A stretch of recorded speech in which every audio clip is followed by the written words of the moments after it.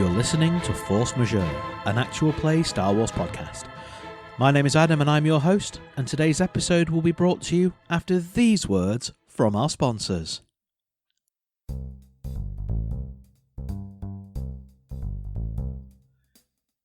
Hello. Are you quite partial to a sandwich? They're great, aren't they? I'm quite fond. And if you want to have a nice sandwich, like what I have, or like any of us have, if you want a sandwich that, it's not the best sandwich you're ever going to have, but it's cheap, then you need to come to my shop, and I'll make one for you. And it's probably got meat in it, maybe, if you like meat. I'm not judging. I'm not going to force you. I never force you. But if you want a nice sandwich, come and find me. I'm in Gunga Town on Coruscant, near Little Onderon, 447. It's not Gungan food, but it's good and it's cheap. What more do you want from me? I'm trying to make a living. Buy my snacks. Oh, Alf's Sandwich Shop. That's the name you're looking for. Come and find me, Alf, at Alf's Sandwich Shop in Gunga Town, Coruscant, near Little Onderon. Alf's.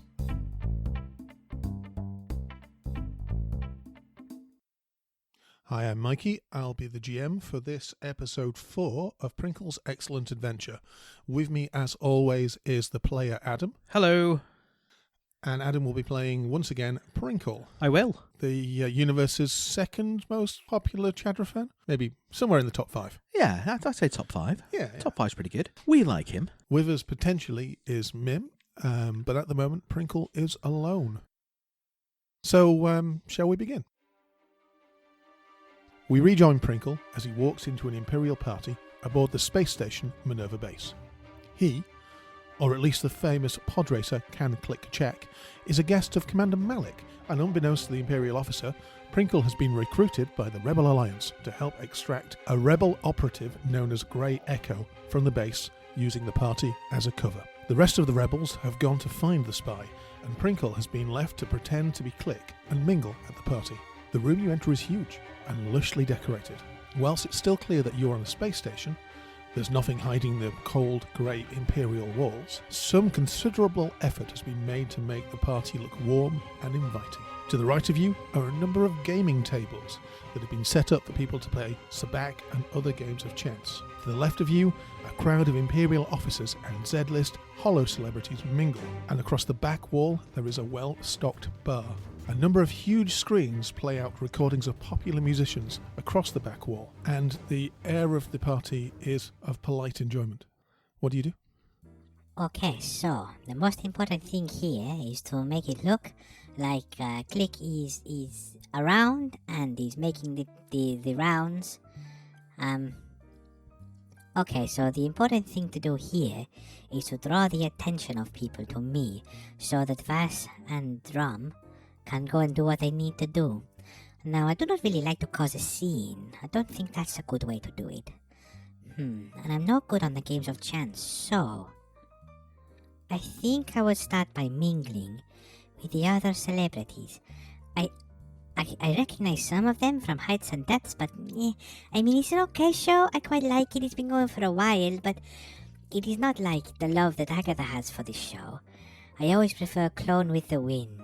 And look over there, I think, I cannot recall his name, but I'm sure he played Umrao, who was, as we all know, he was a little appropriation. He was an Ewok actor, but he played a Wookiee, and they just always zoomed in very close to him, so no one ever noticed. I'm gonna go and say hello to him. I've never met an Ewok. You walk into the crowd. There are more Imperial officers here than there are celebrities, but dotted around there are, holding court, a number of actors. And you're right, there are a fair few people from Heights and Depths. There are a couple of other popular shows. There's also a couple of local musicians, and you spot on the wall every so often the musicians in the crowd showing up on the holovids. It's an odd situation because quite clearly as you walk up, the actors are they seem a little bit out of their sorts. These are quite clearly Imperial officers, Imperial military people, and these actors don't have a great deal in common with them, but they're trying their best. As you walk through the crowd, you see an elderly Rhodian who was on Heights and Depths about 15 years ago. He's seemingly now doing self-help seminars because he's talking to the local Imperials about how to be more successful, how to rise up the ranks. They all seem quite interested in what he's saying. To the right of you, you actually see a Wookiee, who even you know who that is. He's been on the show for quite a while, and he's quite clearly here to hawk his new book. You walk over and you see the actor who played Umra. He has a translator with him. It is a probably about football-sized droid that's floating around him. It seems quite, not agitated, but quite mobile. It's moving around, and when anybody asks him a question, it turns to face. He doesn't seem to be talking at individuals, but the droid is. And it's telling them about how difficult it was to get into a different species mindset. Yes, it was very difficult. The problem was, for the long shots, they used a Wookiee stand-in. And that wasn't great because we don't really look like Wookiees. They had to wear prosthetic little ears, they did, which moved. They were very expensive. And the couple of lowly lieutenants are nodding. You get the idea that these people have been told to mingle, and that is what they are doing. I walk over, stepping past Blazing Moki Mantangle of the Mantangle 5, who's a well-known musician. Oh yeah, they're doing very well in the popular beat combos of the day. I have all their mixtapes. And I wander over and I say, Oh, hello. I loved you in Throw in the Wind. Do you know where the canapes are? I have a fierce craving for something small and snacky. He looks towards you and says something. You don't speak Ewok, do you? No. Says something to the droid, and the droid bleeps back. Ah, it is Conclick Kachak, is it not? Ah, yeah, I see you have heard of me. There's a quick conversation between the droid and the Ewok. Yes, of course. You're a pod racer, isn't that right? You get the distinct feeling that he didn't know who you were, but the droid is telling him who you were.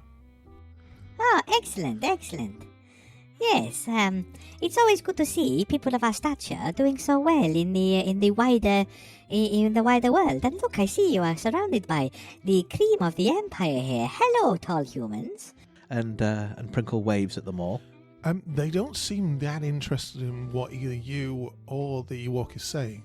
As I say, it seems like quite clear that they've been told to mingle, and they're a little bit as much as the celebrities are out of their depths. The Imperial officers as well are completely out of their depths.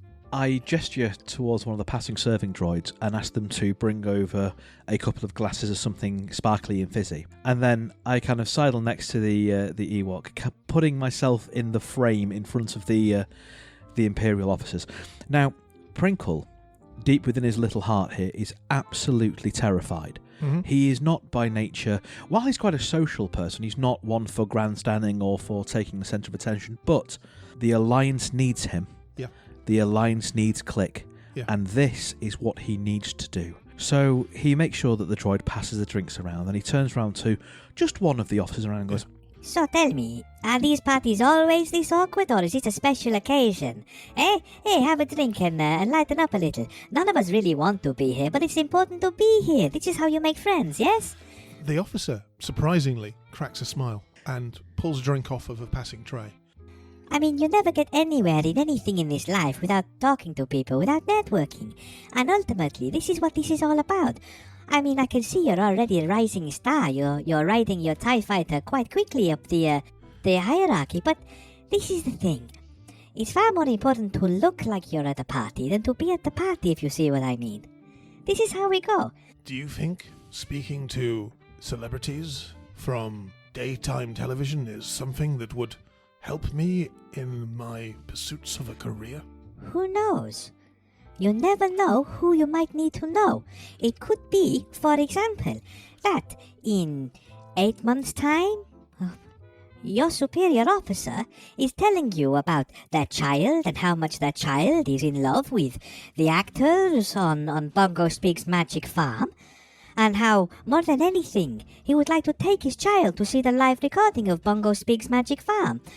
And you go, but at that party I remember talking to one of the actors who plays the Ronto. Are you from Bongo Speaks Magic Farm? No, I'm a pod racer of great renown and legendary status. Oh, I don't like pod racing. I much prefer Nuna Ball. I mean, Nuna Ball is all well and good, but the thing with Nuna Ball is it's legal. You see what I mean? Anybody likes Nuna Ball. I don't know if you know what Nuna Ball is. No, I have no idea. Nuna Ball is, on the screens where do you want to buy some dev sticks? Oh, yes. It's the game they're playing behind.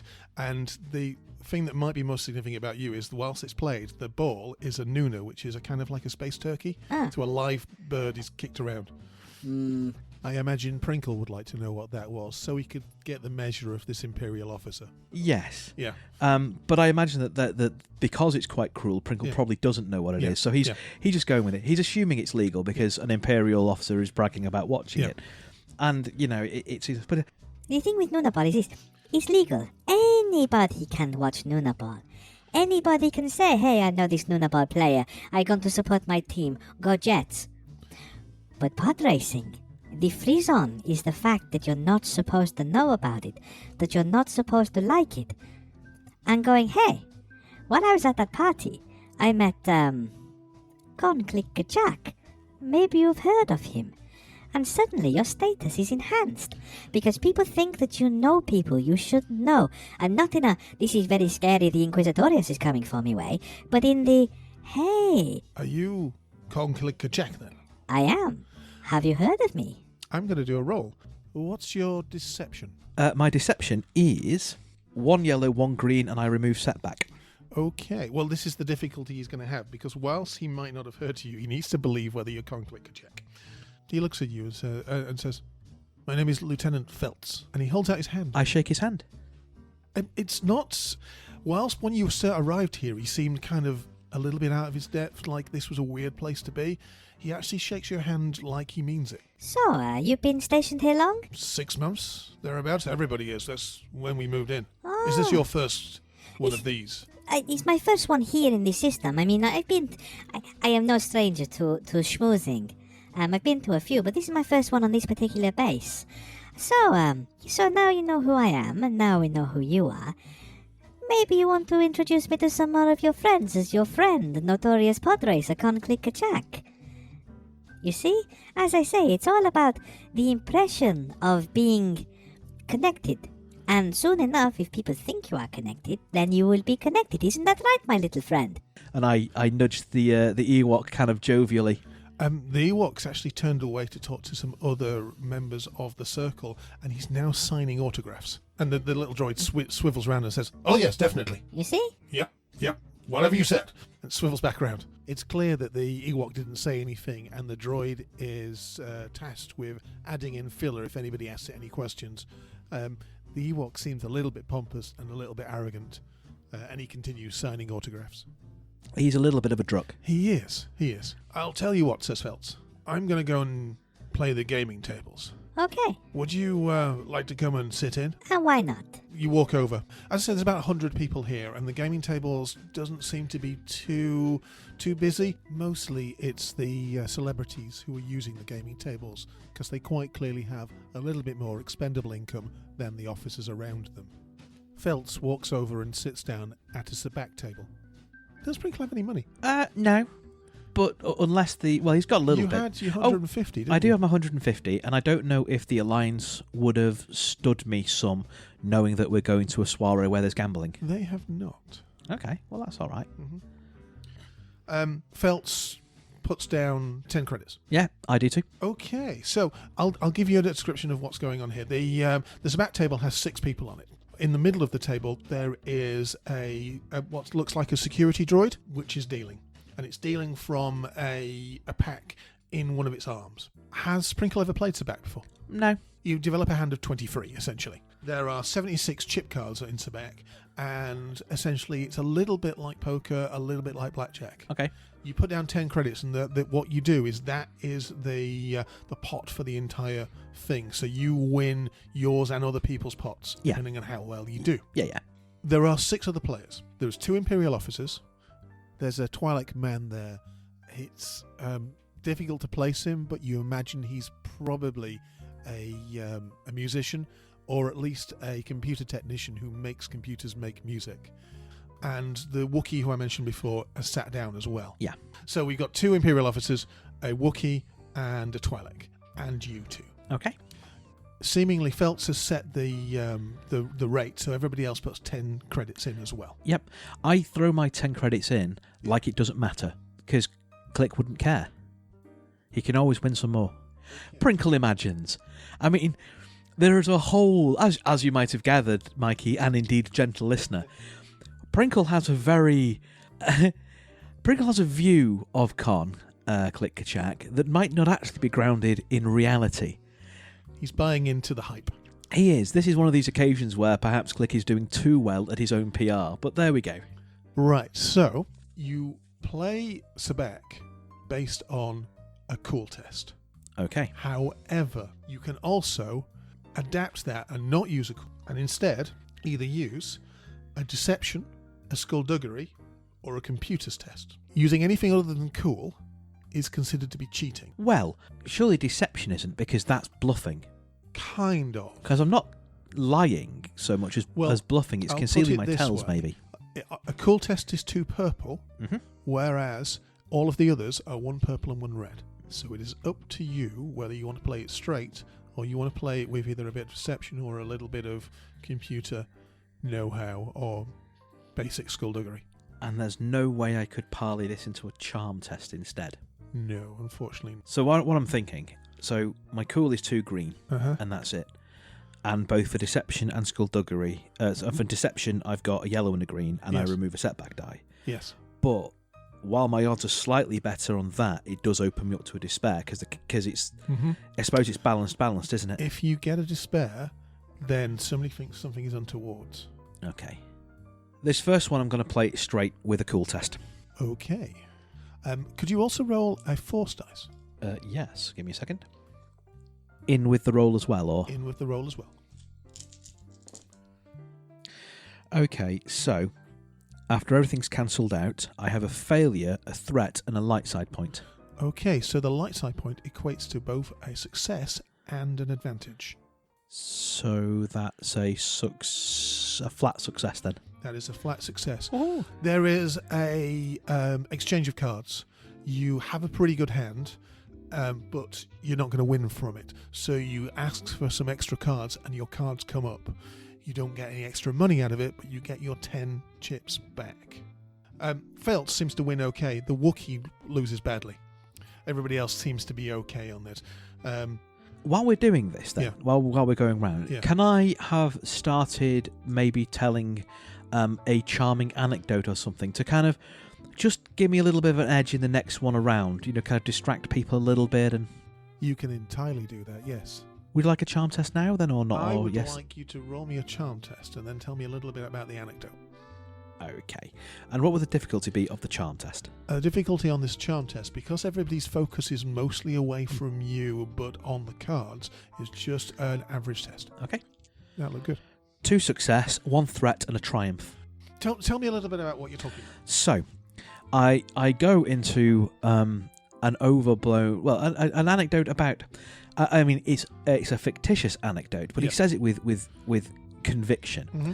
and he's talking about the time that he was out and about on the Outer Rim. He'd been to Eriadu, which is one of the few Outer Rim planets that Prinkle actually knows about, Yes. because he's heard people talking about it as being, it's coming, it's up and coming, it's going to be rivaling Coruscant at some point. It's a big one.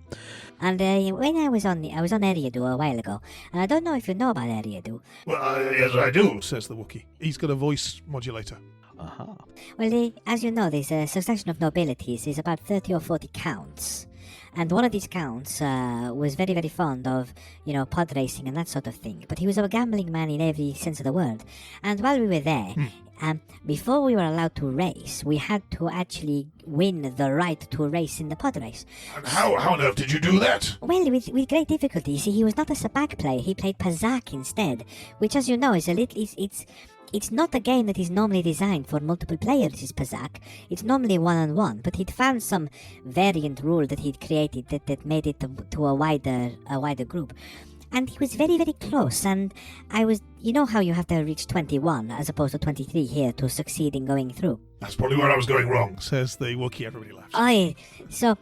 You had a chip that you could get, which you could either use as a plus or a minus, depending on what happened. And if you were to use one of those, it added another stake to the game, where you had to flip the chip like you were tossing a coin, and whatever it landed on, it would land on either the plus or the minus side. So we were betting for the final position. And not just the final position, but it was also pole position, because you filled from the back forward as the stakes in the game got higher and higher. And I needed a 2 to win. And I'm thinking, click, you need to do this. And I flicked it up in the air, and as it was about to fall, I could see, when I have these moments of everything seems to stand still and you could see what's about to happen next, and it was going to fall on the -2.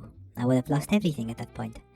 Just then, the Count's monkey lizard, he threw poo. Outrageous. And he swing across and he clipped the card and it landed on a 2. So I won, but it was not perhaps the most noble win, if you know what I mean. The Wookiee cracks a huge grin. It reminds me of the time that I was, and it's in my new book. And he pulls out a book, he does, which he's quite clearly wanting to bring into the conversation whenever he speaks. Educated Fuzzball, and it's in all good shops right now.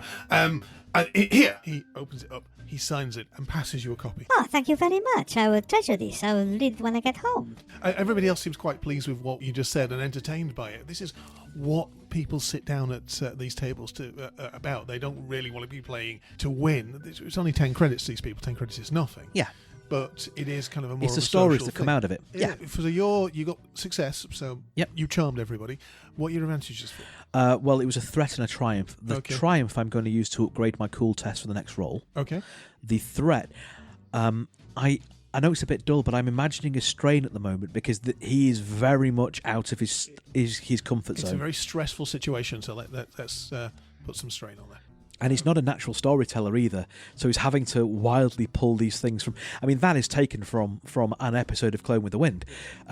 He's just hoping that no one's noticed it. The gambling droid switches round to you and says, Your bet, sir. nobody's put any money down at the moment. It seems like you get to choose how much this next one's for.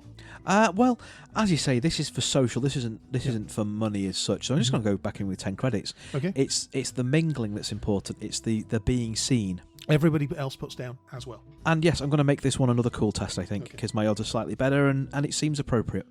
Because he's not very good at lying. He's been winging it so far. That's a failure with a threat. Okay, did you roll the force test? Oh, no, I didn't. Okay.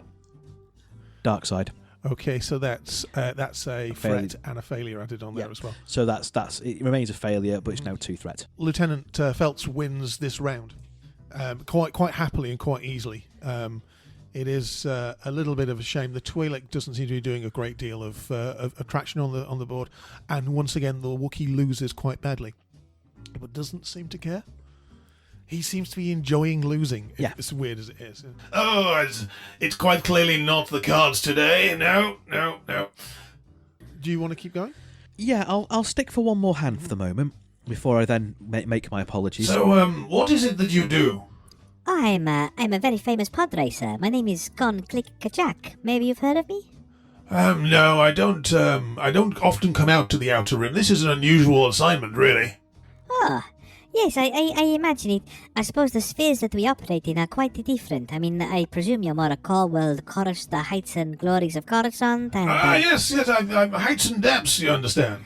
Yes, I like heights and depths, but one of my friends, he loves it. He's overjoyed by it. He loves it. It is what I think might be what gets him through the dark times, you know? Well, it certainly helped me financially through a few dark times. 5 marriages, you understand.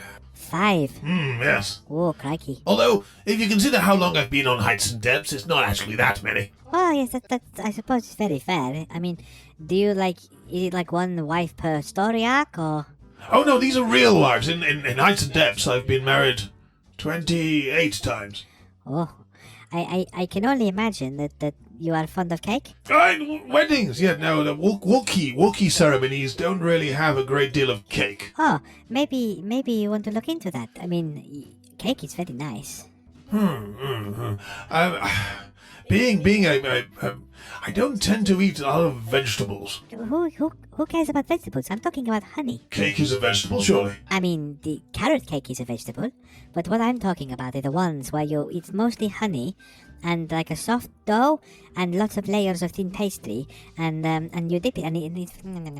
I mean, the downside is, of course, we as slightly more furry creatures, you have to have based on yeah, you have to have like a lot of wet wipes, but it's very much worth it. You, says the Wookiee, pointing at a droid going past. cake, wet wipes. And the droid goes away with his little tray. The gambling droid turns to the Wookiee and says, Your bet, sir. and he puts down 30 credits. I match. Everybody else, apart from the Twi'lek, joins in. The Twi'lek pushes back, steps up, and wanders off. How are you going to play this round? Again, I'm going to play it straight. I daren't risk that despair. My dice pool isn't. This is not Prinkle's forte, and I just don't want to risk that despair. Okay. But can I claim can I get a boost now? Because I'm kind of a bit more familiar now. I've actually played it for a bit. I know more what I'm doing, and I've picked up on some of the tells of people around the table. You tend to get those with triumphs and advantages on the thing. We haven't got there yet. Okay, no worries. Is there any other way you think you might be able to get a boost? Probably not really. Being honest, this isn't his real field, which is another reason why after this I'm going to go back out and mingle some more. Okay. So, oh dear. 2 success and 2 advantage. Yes. Counteracted by the 2 dark side points I've rolled. Which remove 2 success and 2 advantage. So that leaves me with a failure and a 3 threat. Oh my god. But at least it wasn't a despair. At least it was not a despair. See, yes. I'm not even sad about this, because the nature of Prinkle really is if everything was going really, really well, he'd be far too suspicious. This is about right. Okay, you lose your 30. Quite as a start. Definitively. Yeah. What would you... so the threat, you're a little bit upset about losing that 30 because it's your own money. Yeah. And I'd like to take a few strain on that. Okay, all of it a strain, or... Actually, no. 1 strain, but also I'd like you to put a setback on your next roll. Okay. Okay, so you say you're ending... Yeah, I'm ending at that point. I'm going to make my polite farewells from the table and kind of tell the Lexicon. I mean... It's lovely to make your acquaintance, Lieutenant, but there are plenty more people I need to speak to, if you know what I mean. It goes both ways. It's been actually quite enjoyable meeting you. Ah, thank you very much. Good luck at the table. I'm sure I'll see you around before the end of the night. Yes, I'm sure. And the Wookiee puts in another large pot. He hasn't won yet, but he seems fine losing. I pat the Wookiees going. Thank you very much for the book. It's very kind of you. I'll hopefully see you around. Oh yes, I look forward to it. Where are you going? I'm going to... First of all, I'm going to where the canapes are, because he's a little bit peckish and a little bit stressing out at the moment. So he just wants to... He wants to kind of get an overview of what's going on and where might be another good place to go. He's looking for a big group that doesn't look threatening, if you see what I mean. He wants to try and draw more eyes, but if it's like one where there are officers who are clearly mistreating the droids, or you can, when you're bullied, you're good at noticing bullies. Yeah. And he's not quite brave enough yet to go where that is clearly going on. So he's going to let his Chadrafan senses kind of sweep the room a little bit. Okay. And then try and pick somewhere that it looks like he might be able to get an in, but without being too risky. So you go over to the back wall where the food is and the bar is. Okay. Get a drink, get something to eat quickly to keep his energy levels up. Okay. Get his bloods up. There are kind of bar stools there, but the bar stools are set low. And to get a drink, what you do is you sit on it. It moves up to the right height for you. Good. You find yourself sitting next to a balding, probably mid-40s man. He is not an Imperial officer, but he's dressed quite smartly. He's obviously had a fair bit to drink. The serving droid is at the other end of the bar dealing with a couple of Imperial officers. He looks at you, blinks a couple of times, and passes you a card. All it says is, Gedden Treese, weapons designer. Hi, he says. Oh, hello there. You're Con-click-a-jack. Con-click-a-jack. Have you heard of me? Big fan. Oh, it's so nice to meet you. Big fan. I shake his hand. He shakes your hand. His hands are a little bit clammy. It's all right. I've got lots of fur. He's quite clearly been drinking. He doesn't seem morose. He seems quite pleased and happy and almost like he's had maybe a few drinks and it's really hit him quite badly. I see. A weapons designer, you say? Yep. What sort of weapons, if you don't mind me asking? What sort of things do you build? Big ones. Ships. Oh, okay then. I mean, I have heard of another weapons designer, you see, a Chadra fan, by the name of Kish Ducati, and he builds weapons that are designed for tiny people like what I am. But No. Oh, you're Gunships is all I do. Oh, interesting. I will keep hold of your card. I mean, I have a vessel of my own, as do some of my friends. It's always nice to be able to put some business.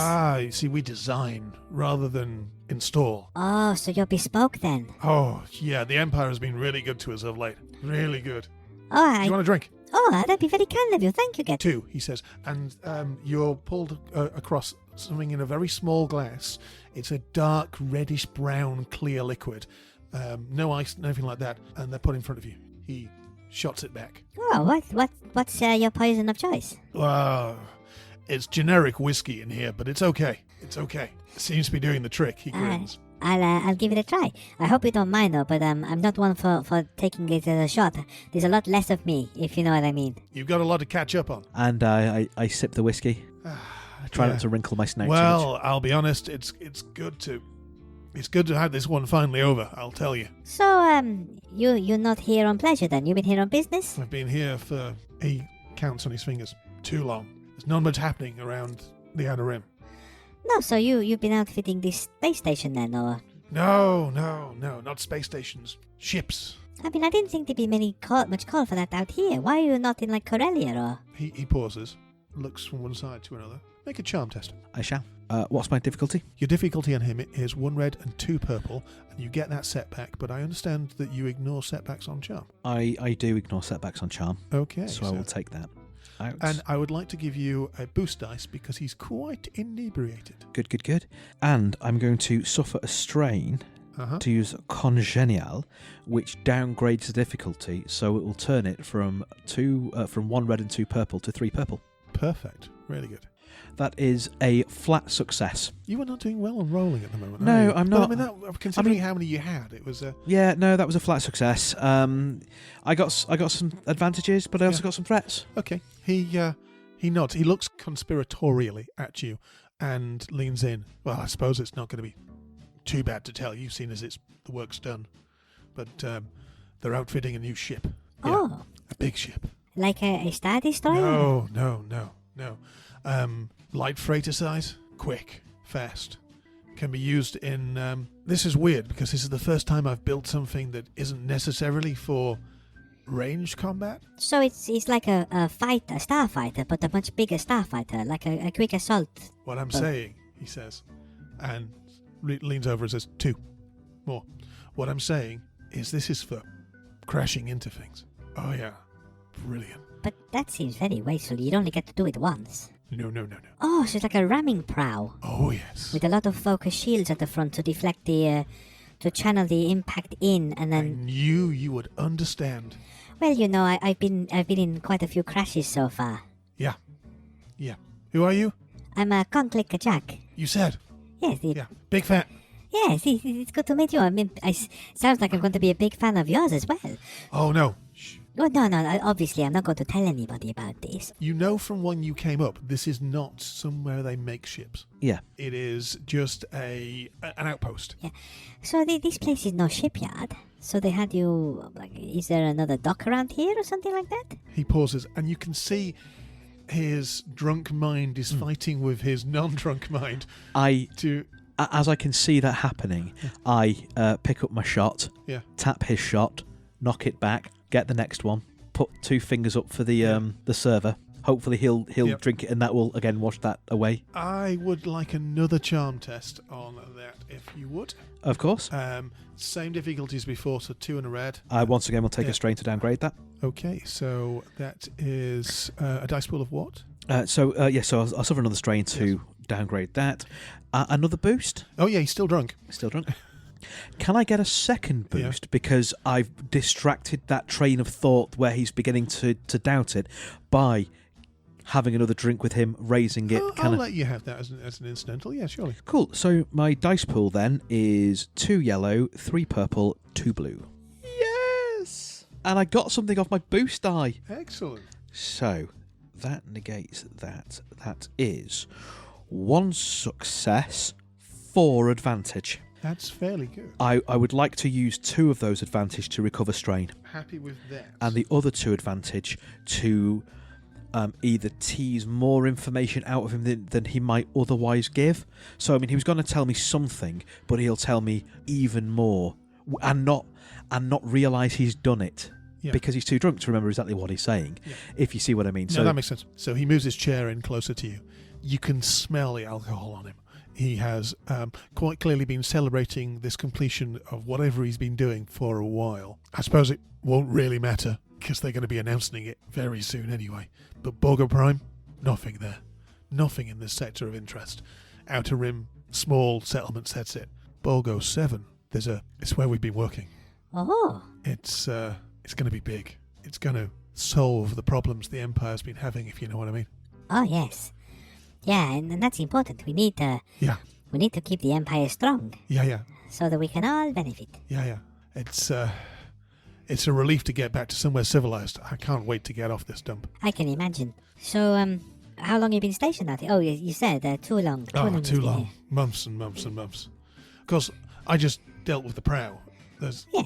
Oh, there'll be plenty of other people doing it. Yeah. Where are you off to next? What's your next lineup then? Anything interesting? I don't know. Back to the core worlds. See what comes up. But the important thing is you're not going to be anywhere near here when whatever happens. Yeah. No, we just build the things. We don't worry about What what happens happens afterwards? afterwards. Yeah, no. I mean, ultimately, when you make weapons, it's not for you how they're used. Yeah, we're just there innovating. We're innovators. That's what we are. And where else is going to pay you to innovate, I suppose? Exactly. That's exactly it. If we didn't build it, somebody else would. Well, quite. Like the rebels. Like the rebels, and if the rebels had it, anarchy. And absolute anarchy. Just think of what damage they could do. Yeah. I mean, if they knew what was going on right now, right here, anything could happen. When you say right now, right here, you mean over and above this ship? He says. No, I mean here. What's happening here? I thought this was just With the new ships. Oh, so I thought when you said right here, I thought you meant like at this party today. Well, Malik's in charge of all of this. Well, yeah. I knew that he was like the viceroy of this sector. Is it the Moff? The Moff of this sector? No. You don't have Moffs in the Outer Rim. He's just a commander. Oh, he's just a commander. I get confused. I'm not always invited to these sort of parties. This is It's strange, isn't it? He keeps inviting people to these things. I don't know why. Well, much like yourself, who is happy to be back in culture very soon, Yeah. so am I. Where I've been, you've got to kick the dust off your fur before you can even get a drink, whereas here, it's all very nice, very polished. Yeah, 2 more, he says. I mean, you might not know what the name on the bottle is, but you're pretty sure that what you're drinking hasn't been distilled from engines. If you drink enough of it, anything's good. That is very true. Yes, very, very true, my friend. There is a smattering of polite clapping through the other end of the party, and the weapons owner turns around and goes, "Oh, looks like he's here." Oh, well, if you'll excuse me, my friend, I should probably go and make my thanks for the invite. Stay safe. And you, my friend. And shh. Of course, I tell no one. You pop down. yes. At the other end of the party, a tall, blonde-haired, quite thin Imperial officer has arrived. How much on the scale of 1 to looking quite a lot like Oberon? To be honest, all humans kind of look alike, but he's got that same look. He's got that same air of arrogance. The only real difference is he's smiling. He's animated. He's saying hello to people as he goes past. But it's quite clear he owns this place. Everybody is deferring to as he walks in. And he's being polite to not just the Imperial officers, but to the celebrities as he walks past. and he walks into the centre of the room, and he's holding court. He says, "My friends, it is great to see you here. It has been a long, hard road, but I think we're finally there, and soon we can all go home." There's more clapping. The Imperial officers are much happier about this than the celebrities. With him being a really big distraction, I'm going to look around and see if I can find either Drom or Vez. You don't see them anywhere in the party, anywhere at all. You'd expect them to be somewhere around here, but they are nowhere. And everybody seems to have crowded around, so they're either in that big throng of people or they're in a different room. I'm going to go and see if I can find Lieutenant Feltz again. He's actually in the large crowd surrounding Commander Malik. Then I'm going to go and join that throng to begin with then, and just edge my way to the front without pushing. Yeah, Malik's still talking. He's going, "It has been an absolute pleasure to work with every single one of you on this project. From the lowest of engineers to the highest Imperial officer here, you have all been somebody I would happily work with again. And look at the opulence that our work has given us. Look, celebrities, good food, good wine. We are the chosen few." And there's more clapping, but polite clapping, because he's being a little bit odd. "We're what the Empire needs. And after this, who knows where we will be taken." "Ah," says Malik. "Conclick Kachak." And he looks straight down at you. Ah, my host. It's very good to be here. Thank you so much for the invitation. I have to say, I've not been to a party this civilized for too long, my friend. For far too long. This is true. Been trying to get you to one of these for the past 6 months. What, 6 months? Yes. I'm going to have to talk to my agent then, because I've been around backwaters to backwaters, but I mean, you know as well as I do, my friend, if I come too close to core worlds, what I do is possibly much like yourself. What we do is for the betterment of all, but not everybody sees it that way. I knew you'd understand. I am a massive fan. Incidentally, Malik is all smiles, but his eyes are kind of cold. Yeah.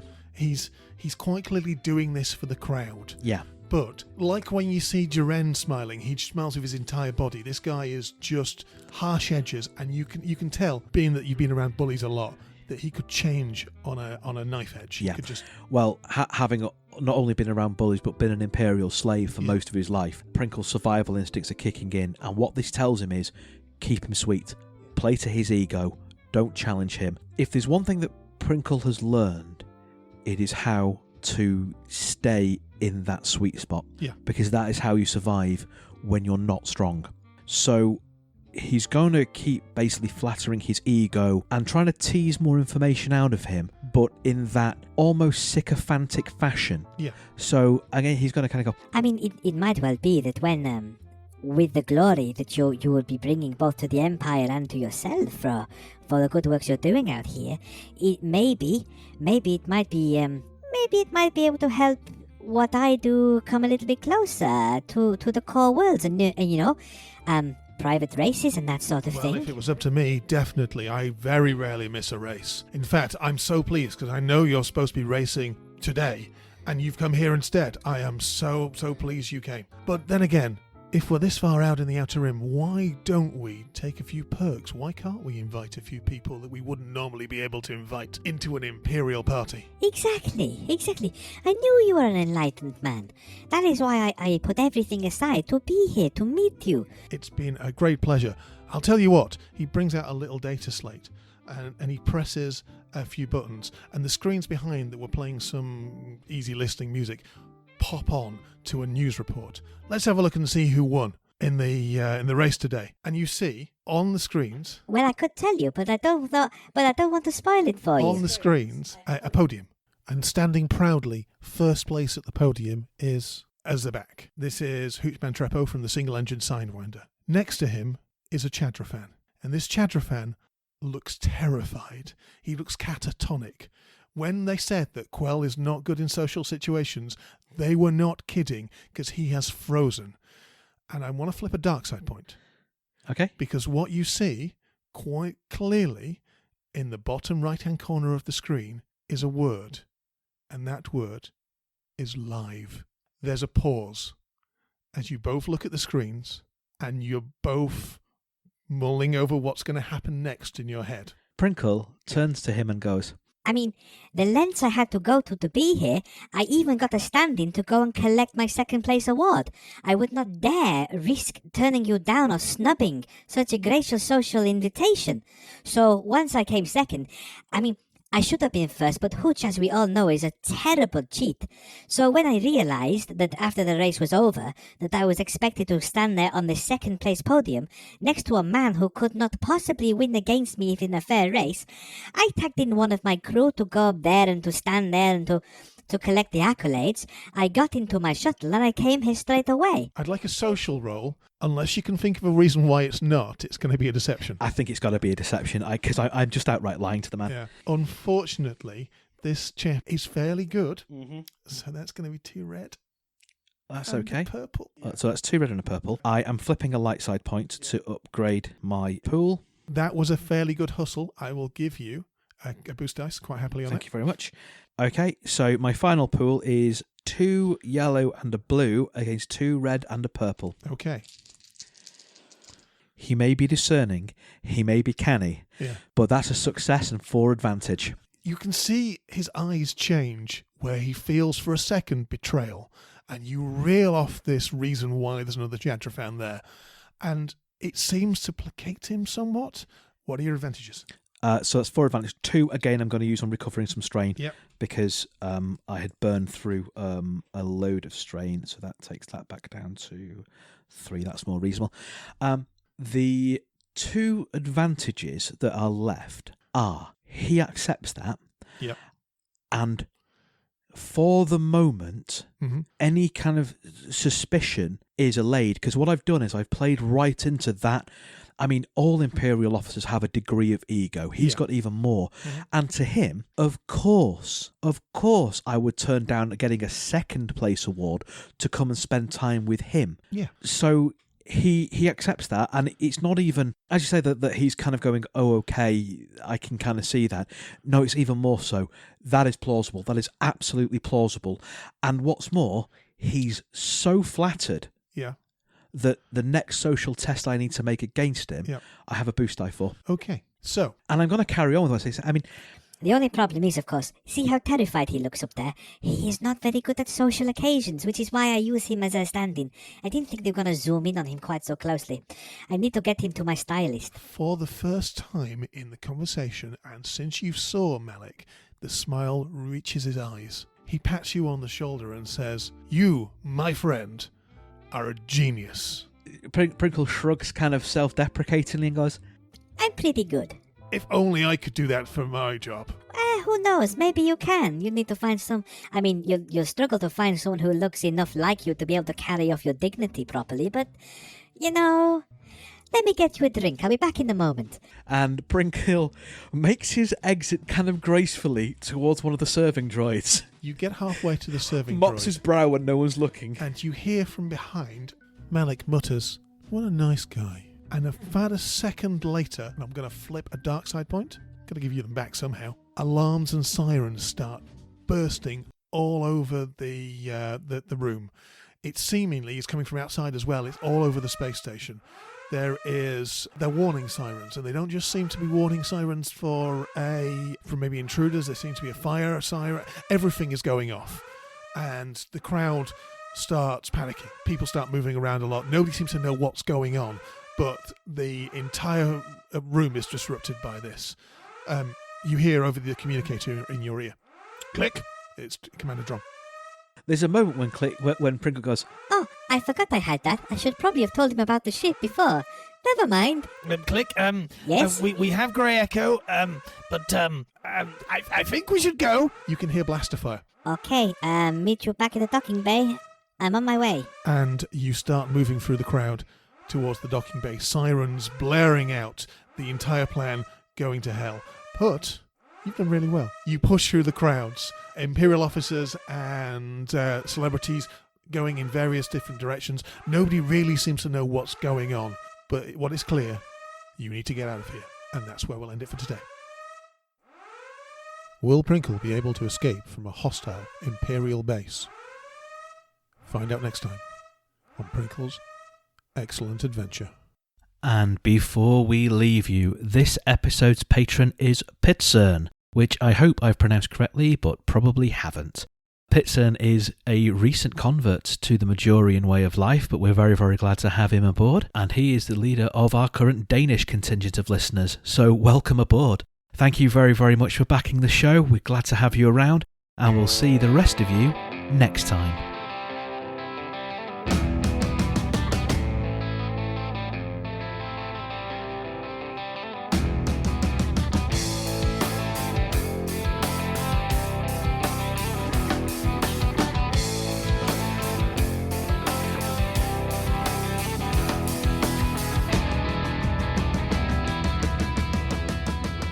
Force Majeure is played using the Star Wars Force and Destiny game system by Fantasy Flight Games and Lucas Books.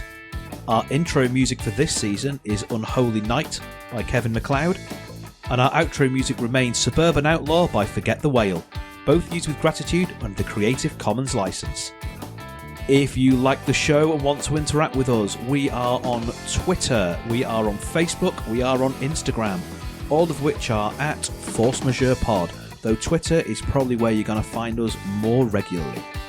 If you enjoy what we do and want to support the show, there's 3 ways you can do that. The first is via our Patreon at patreon.com/forcemajeurepod. The second is by buying us a coffee at ko-fi.com/forcemajeurepod. And the third way is by rating and reviewing us on iTunes, Google Play, Stitcher, anywhere where you can find us. We really like reviews. It tells us that we're telling the stories that you want to hear and helps other people find us. Thank you very much for listening. We'll see you next time.